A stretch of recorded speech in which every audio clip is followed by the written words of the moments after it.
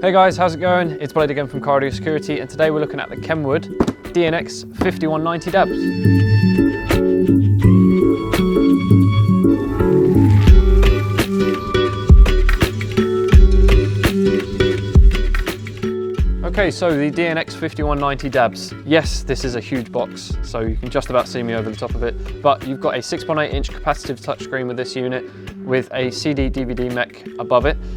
This also has Apple CarPlay, Android Auto, built-in Garmin Navigation, as well as your usual DAB radio, Bluetooth streaming, and many, many other features. So let's open up the box and we'll show you what comes inside.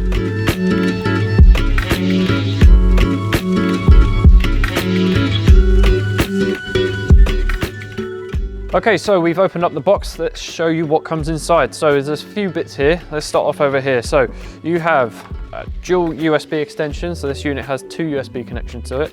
So you can run this around to your glove box or in your armrest, wherever you need it. You can then run a USB stick for music and charge your phone at the same time or whatnot with that.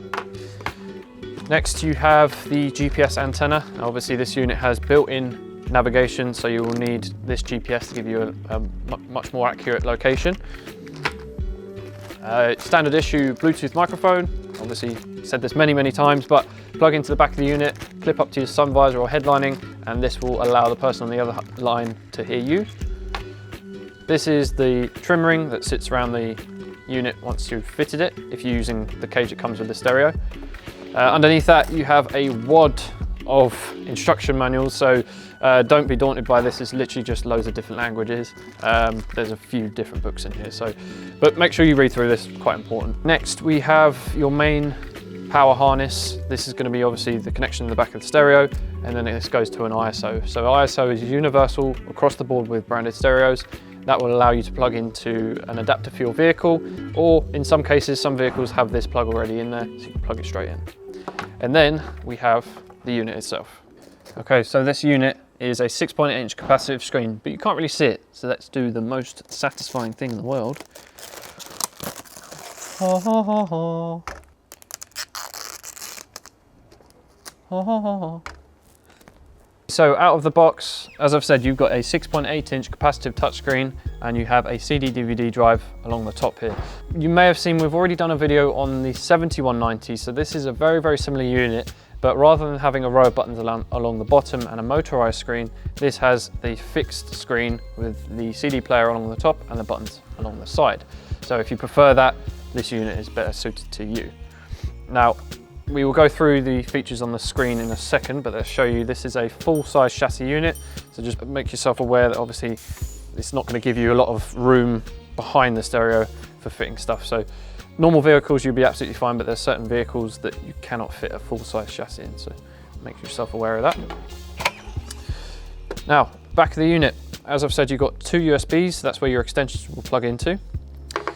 You have multiple camera inputs and outputs, so you have a video output, rear view camera input, and then this is a front view camera input, so you have a front and rear parking camera input. This is your FM input. These are your RCA outputs, so this is your front, rear, and subwoofer output, so that's if you're adding an amplifier to the vehicle, your RCAs will plug into there. Next to that you have AV audio output, so that would go with your AV video output, so if you're adding another screen you can do that. This is your DAB antenna input, that little nub there. This side is where you would plug into your power lead, which I showed you a second ago. This is your remote output, so that's basically for your steering controls. And then this is a multi-use external output. Now here is AV input, so that was if you'd be using a aux lead for your phone, if you're playing music through an aux into this unit, that's that 3.5mm jack there. This is a dedicated Kenwood dashcam input. This is your GPS input, microphone, remote in, and HDMI. So this unit has HDMI input, so you could even play games console onto the unit if you really wanted to. That's where that would go into. Now let's power the unit on and we will show you how the unit works when it's turned on. Okay, so when you first plug the unit in, this is what you'll be greeted with. This is the setup screen. So you're obviously going to set up your language, your display type, if you've got cameras inputted, and if you want the demo mode on. Obviously you're probably not going to want that on, so we'll turn that off for now, and then we'll click finish. Now this screen, as I've mentioned in a few other videos, this has to come up. This is a multimedia screen, and because of that, it's a legal requirement for this warning screen to come up. You can click automatically remove after 10 seconds if you'd like to do so, but just click agree and then you're into the main menu. So this is the main home screen. It's currently in standby mode, but as you can see, you've got a nice big clock dial there with your date and time, and then your main features down the bottom of the unit. This is your app widget button, and this will show you all of the features in the unit. So we'll quickly run through what they do. Obviously DAB is digital radio. Radio is for normal FM and AM radio. You have Bluetooth, so that's for your Bluetooth streaming. Spotify is for your Spotify playlists. iPod, obviously if you're connecting an iPod. Disc for CD. USB for USB. SD for SD. Obviously navigation and stuff down there. We're going through that in a second. HDMI input, AV input, audio settings, and then the unit in standby. So let's show you the navigation quickly. Now this is Garmin Navigation, straight out of the box. Now, when you purchase the unit, you get 3 years of free map updates, and then you will need to purchase updates from there. This is not going to give us an accurate location because we don't have a USB currently plugged in, but you can go into the menu. You could go into, let's go back quickly 1 second. Go where to, and then you can pop an address in from there. Pop an address in, house number, and then it's going to take you where you need to go. It's pretty self-explanatory. We can then go home. So these buttons down the side here are going to be able to take you to your home. So that's home button, volume up and down. That's quick navigation button, so it's going to quickly take you back to navigation and then back home. These are quick settings. This is going to bring you up quick settings down the bottom and the top. And these are the widgets button here as well. That's going to take you to an open app. Now, these here are your Apple CarPlay and Android Auto. They're currently grayed out because we don't have anything connected, but we'll show you that in a second. And then you have telephone. So if you pair your phone via Bluetooth, it's going to show you your phone book, your most recent calls, and you also have a keypad as well if you want to dial a number.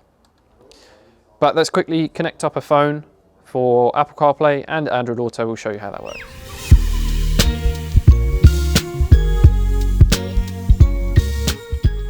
Okay, so I have my Android phone here. We're just going to plug it in. The USB is connected at the back.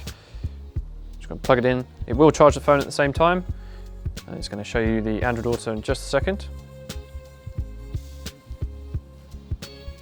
Just click on it. There we go. So it's obviously playing music on Spotify, and then it will go into your latest navigation app as well. You can then go into your menu, change into calendar, for instance. Go into your phone book, call someone. You can then send a message. So message apps are via voice command. So you can't actually type in a message, but you would say use your voice command through your phone and send a message. Same with receiving messages. And yeah, you can customize it as well. So you can go into your phone, change which apps come up and which apps don't.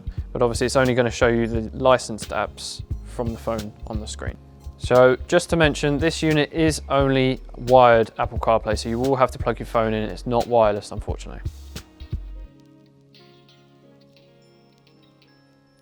Okay, so we're going to try a brand new spanking iPhone 14. I'm going to plug it in, try the Apple CarPlay. Okay, so the Apple CarPlay is very similar to obviously Android Auto. You're going to have all your licensed apps. It's laid out slightly differently, a bit easier to use, I personally think. You've got your maps, and then you can go into music, messenger.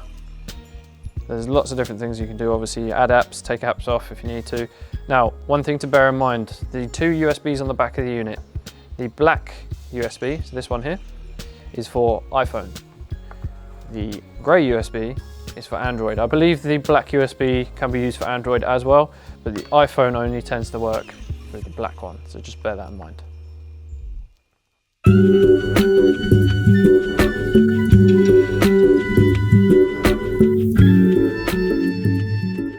Okay guys, so that was a overview of the Kenwood DNX5190DABS.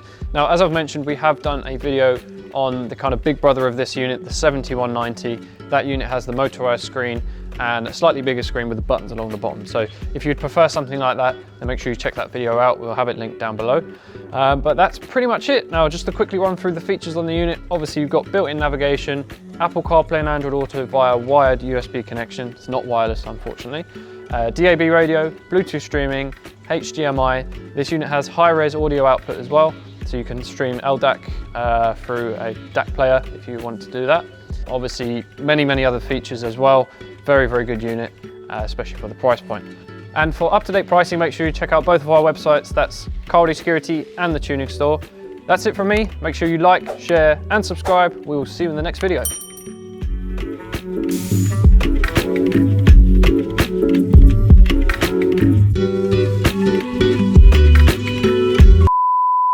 And for up-to-date pricing, make sure you check out our websites. There's two websites, the Apple CarPlay